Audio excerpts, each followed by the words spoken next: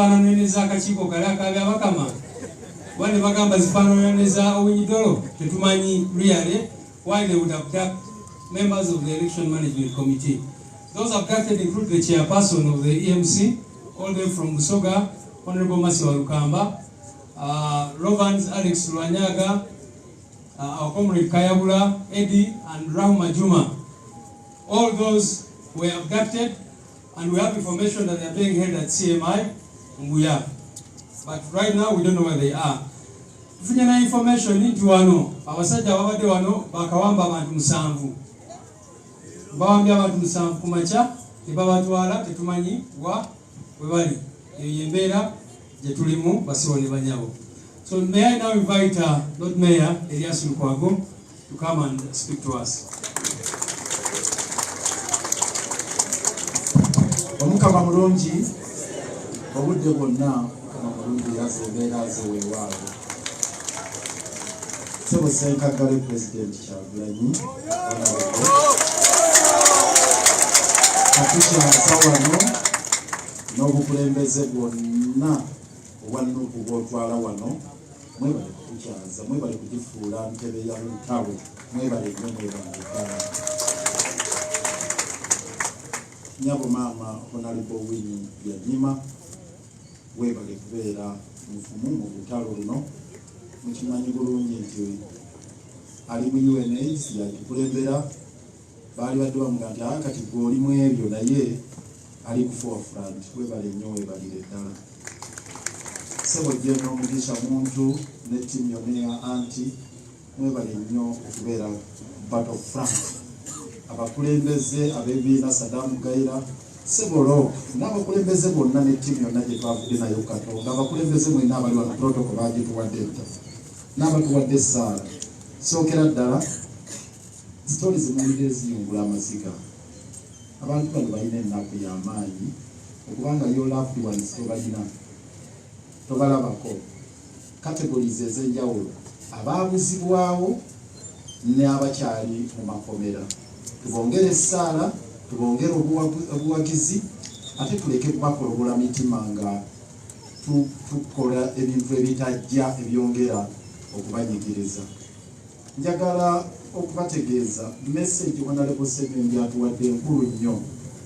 Babanjulidde Makoha wano Samuel, Makoha adde mwasituke, Makoha aliwa. Oyo Makoha Samuel ye namba emu ku bantu ba Katonga be bajja ekisuumu, be bakwata ekisuumu de 36 ne babaleeta ne babatwala ekitalya.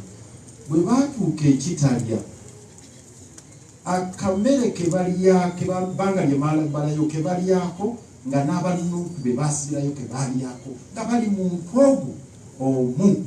Abasibe baffe bonna olwaleero Dr. Kiza Besigye, Obedi Lutale balwana kugamba nti mutuleke tukwate nga tuyungagana ne Bobi Yanga, kuba Bobi Yanga alinaye mu prison eruzira. Era ne bwe twaliyo alwana agamba munzikirize oli political prisoner munange tulina okubanga tukwatagana. Muyinza okunjawula ne ba criminal, political criminal naye temunjawula na political prisoner mulala. Kakati nga abasibe baffe beegatta mu makomera naffe eno gye tukakatako okubanga tutambulira wamu tulabe nti twenunula mu mbeera eno. Ebubaka obwokubiri ng'era njigy'okugusa Leader of Opposition bw'abannyonnyodde wano abagambye nti tulina victories ze tujja tuwangula mu lutalo lwonna. Buli territory yonna gy'owamba, let us not see it. Buli ka victory bwe nobulaba katono katya twongere kako. We must consolidate all the victories.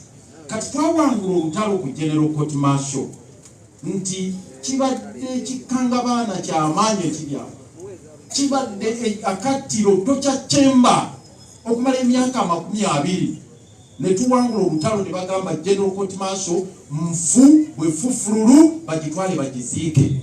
Olutalo lwe tuliko kaakati mwami oli Museveni aganye okuziika omulambo gwe bayita General Court Martial.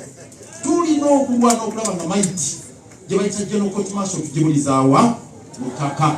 Asala omukujjukujju agikomyawo ayise mu parliament agamba bamendinga etteeka jo yawandiise ekiwandiiko mu kyegendereza yagayo Besigye agamba atya nti ayagala bamute mu kifo ky'okusaba mu batransferring files bazijje mu general court mu kooti eza bulijjo. Olwaleero tubadde mu kooti mbabuulira Martha Kaluwa kyabagambyeko kintu kikulu nnyo.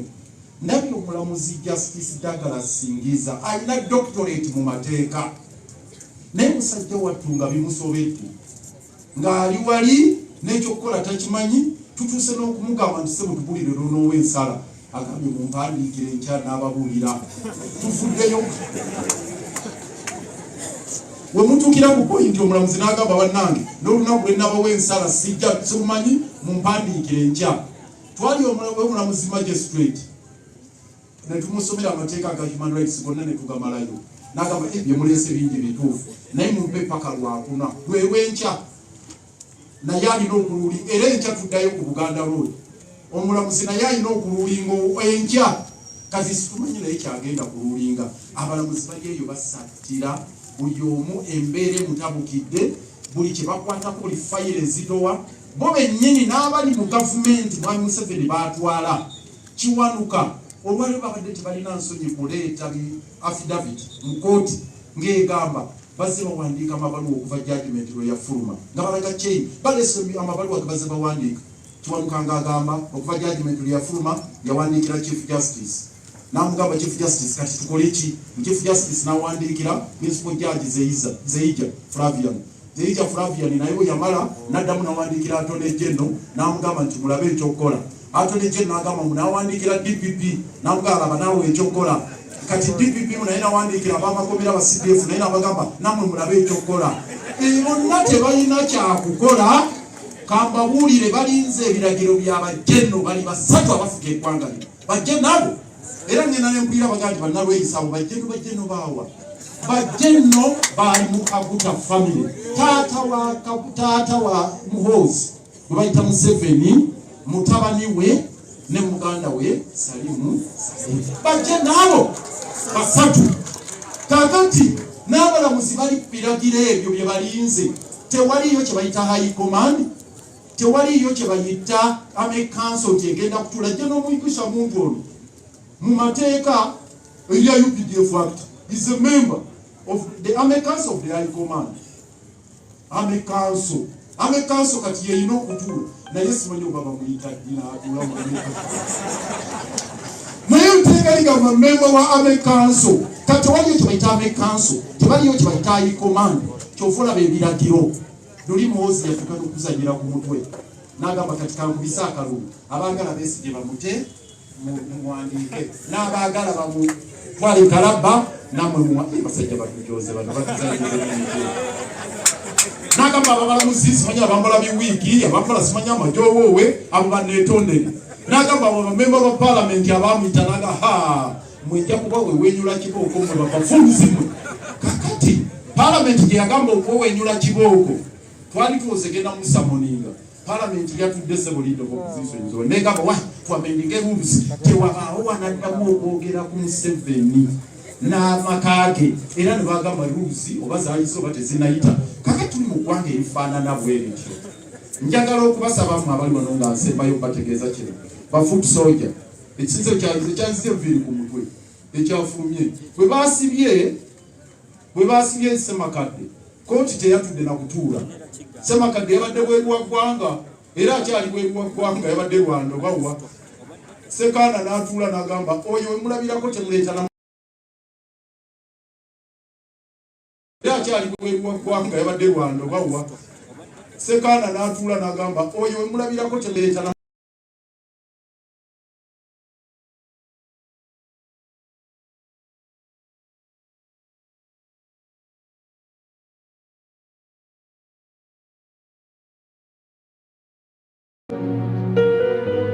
Olimbengu kama nti Mwami Museveni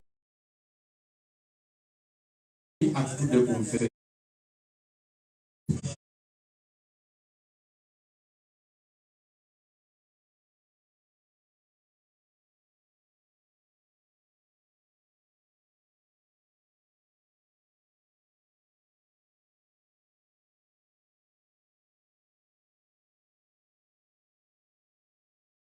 Badiru ne jajja ow'ekibuli Kabadiru Kakungulu n'abalala.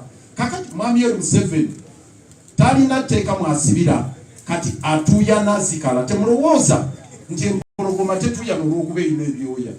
N'empologoma naye bw'eba egoba akagabi naye ekola ki? Olwaleero mwami Yoweri Victory gye tulina okulwanyisa Museveni aleme gisaanyaawo. Byonna gy'akuumidde Chairman Nyanzi anoonya wamutwala. Kubanga luli abaddewo court martial singa kati olwaleero badduse dda bamututte mu general court martial ng'agenze kujoyininga bamasheti naye kati tebayinza mutwala mu general court martial. Amanyi bw'amutwala mu kooti eza bulijjo bano tujja kufaafaagana nabo balina okumuwa bbeeyi oba baga zino kooti eza bulijjo zo tujja kufaafaagana nazo. Era kyofuna olwaleero singiriza tumugambye mwe bano tujja kufaafaagana. Eri magye tetuyinza kukkiriza environment eri magye mu general court martial kujja mu kooti eza bulijjo. Enkya tuddayo era ku Buganda bano ne bwe banaatugamba buli lunaku. Kakati Victory gye nga muzika ebigambo byange. Victory gye twafunye tetukkiriza okugiruuzinga nti general court martial yavuddewo kati tebalina we bayinza oba bakujja bamase walukamba baani tulina kulwana either babatwale mu kooti eza bulijjo tusabe beeyi tulwaniraawo. So ekyo general court martial ffenna tufunvubire kireme okuddawo. Ekisemberayo ddala bwe bubaka Martha Karua bwatuwadde nti ffenna abali wano kyabuntu okubanga tweyagaliza ebifo byonna abamu bye tulimu abalala bye bagendamu na buli kimu naye ensonga ezo zireme kubanga ze zikulembezebwa. Tubeerenga ekikulembera olwaleero kwetansaako olukokobe kubanga tubona mission ne tutatuuka ne 220 mulaba ng'okumpi wano naye olugendo olukyali wano. Kano akaseera we tuli muno dictator wasinga okubeerera omubi era abagenda okukwatibwa okuyolebwa bakandidate mbabuulira bangi naye tugume tugenda kutuuka ku lyengedde. Nkakasa munda bo bennyini balwana nabo bennyini ekiddako ekigenda okuddirira bo bennyini kubagana bokka na bokka. Nalabye mu parliament nga babula kwegwaggulako eyo Victory naye bwe twongeramu amaanyi bwe twongeramu pressure bo bennyini bagenda kubagana bokka na bokka. Tulina okulwana olutalo olwo okwejjako olukokobe luno lwe tulina. Obubaka bwe mbawa ttiimu gye nkulembeddemu okuva Katonga mugirabye n'abalala abatali wano ffe tuli committed ku kukwataganira awamu. Era ensonga lwaki tulaba oba enkya tuli ku kitego kya anti oba Sadamu Gaina tuli ku PPP oba tuli luda wa ffenna kasita luba lutalo lwakwenunula ffe tetuli nkonjegere zonna. Sebo ne bwotugamba tujje magere bwe tuba tusimbula oba tuli basanga tewawona lebya nyuma oba tuli luda wa buli mataka zebafutekangi olutalo nga luwedde tuliyambale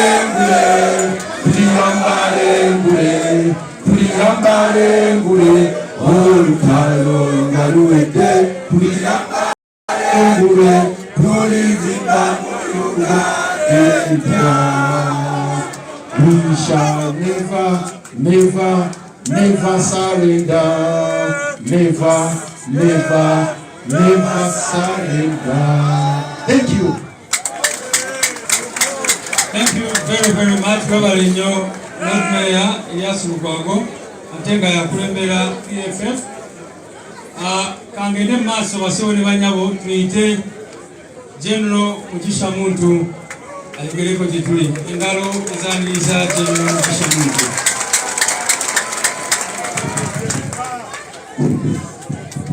Thank you, Lewis. Owekitiibwa Honorable Robert Kyagulanyi, President. I recognize the presence of our National Coordinator, Alliance for National Transformation, Honorable Alice Alaso, Lord Mayor, Honorable Winnie Yanyima, the former Lopes Winnie Chiza Waf Ofuna Ogutu, the current leader of opposition, Joel Sinyi, of course, Lord Mayor, the leader of PFF, all the leaders of NUP, thank you for hosting us again. And we thank those who came to lead the prayers here. We thank God that we're able to be here today in solidarity with those who are in prison.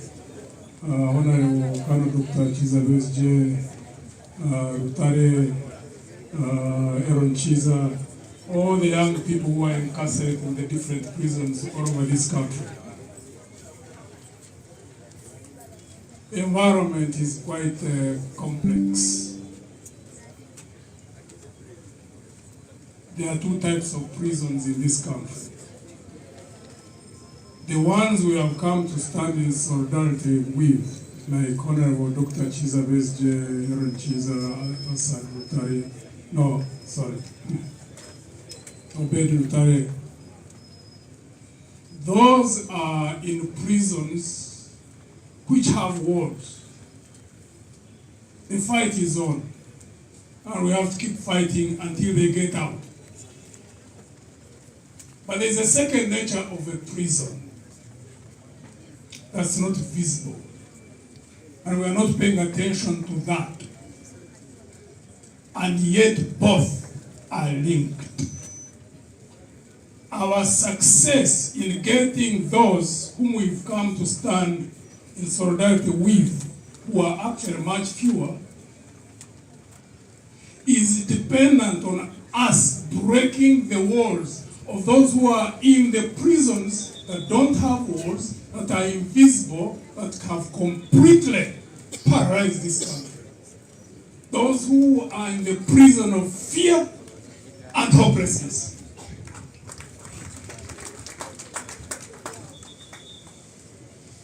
We have to focus and fight both simultaneously. Because our success in breaking the walls of fear, breaking the walls of hopelessness that have captured our people, because it's been deliberate, systematic by the regime over a period of time. The moment we break those walls, I can tell you, we wouldn't even be here. We wouldn't have those who are in the prisons that have walls. So in whatever action we engage in, there must be people who are dedicated to doing that. Two, as we continue this struggle, people are wired different. People are inclined differently.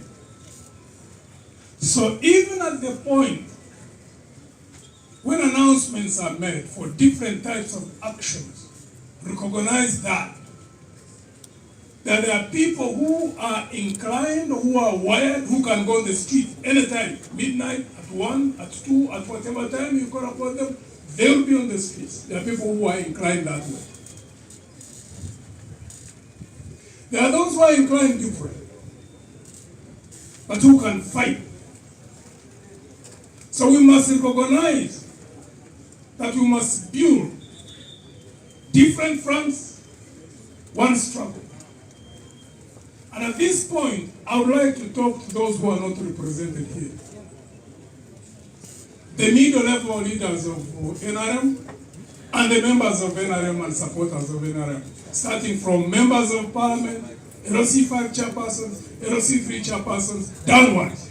The ones at the top, I don't think they can hear, even if you speak 24/7. Why do I have to address those? Because they're also in that prison that does not have physical walls. They're also under fear. They'll just make reference to, courts, security services, police, intelligence services, even in the military, the business community, cultural leaders, religious leaders. The walls which the prisons which don't have walls cut across all the category of these people. They are critical. We have to work day and night. When you are not wired or inclined to go on the street, you can talk one-on-one, 2 people, 3 people, 4 people, to overcome fear, to ensure that we can put our country back on track. Why do I say so? When you go on social media, if you look at the level and depth of frustration and anger, it's worrying. If what is on social media was to be translated into physical actions within the society, we will tear each other apart.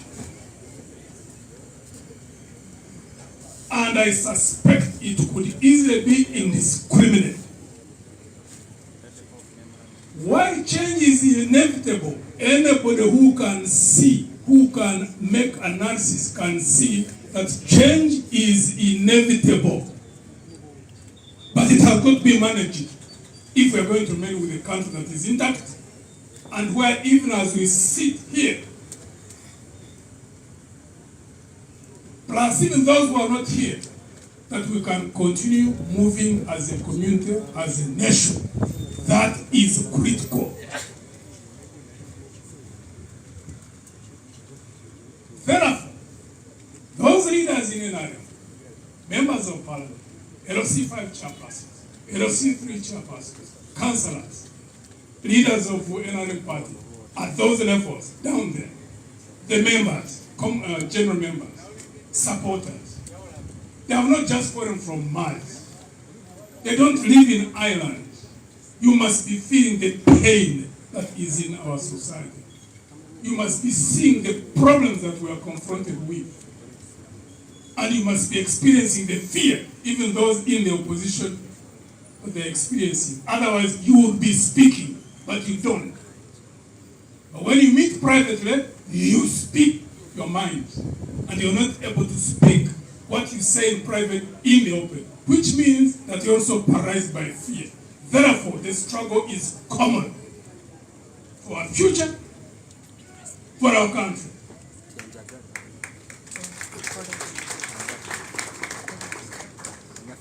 So there has been coordination of effort, planned, deliberate, conscious, systematic,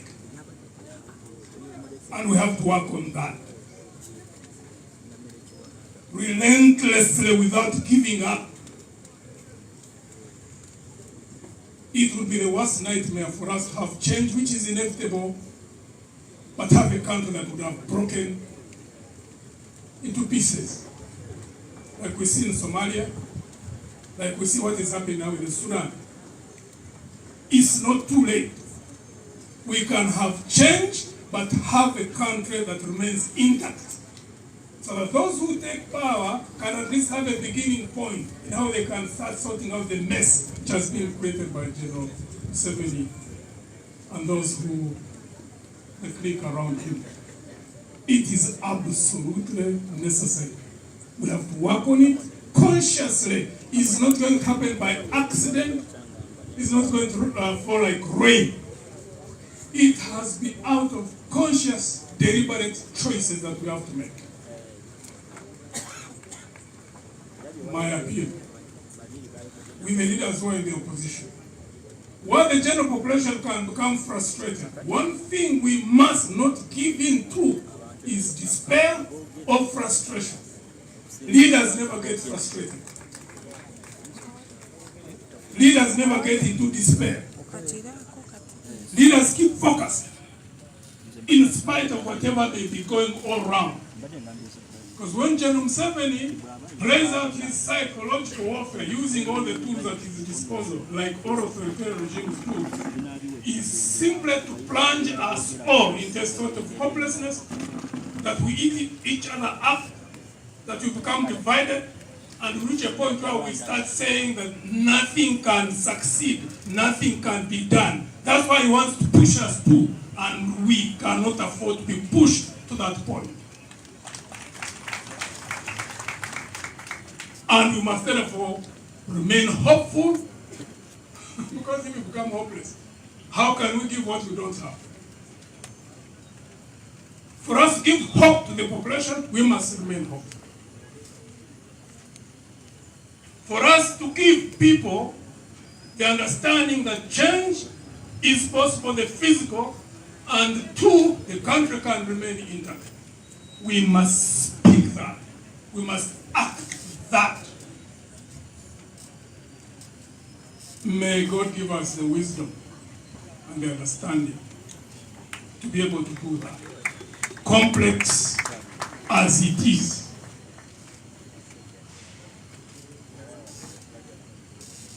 Obangezeko nkyusemu mu Uganda.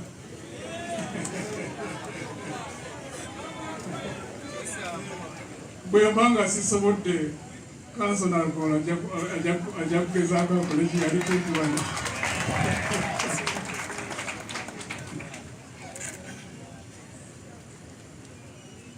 Mukama yebaze.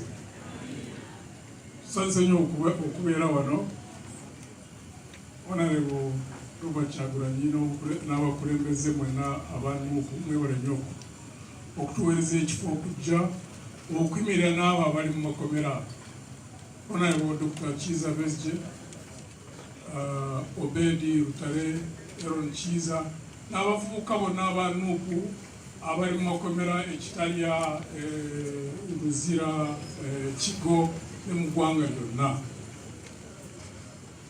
Chairman Nyanzi eyawambiddwa eggulo oluli kubanga twali wamu mu lukiiko wano.